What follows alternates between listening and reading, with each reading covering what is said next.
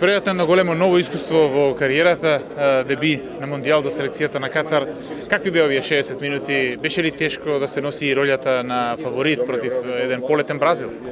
Pa sigurno da je bilo teško, uvijek prva utakmica je teška, mi smo otvorili to dobro, bilo je početka super kako u odbrani tako i napada, ali su nas zadesile neke povrede, neplanirani igrači i onda smo malo izgubili koncentraciju u drugom dijelu, ali uspjeli smo da zadržimo to do kraja. Mislim da smo zasluženo pobijedili.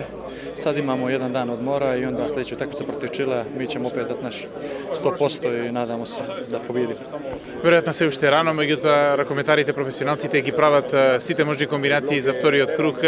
Би сакал ли да играш против некогашните твои соиграчи од Металург, против македонските репрезентативци во нокаут фазата во осми на финалето и што би значил еден таков меч за тебе?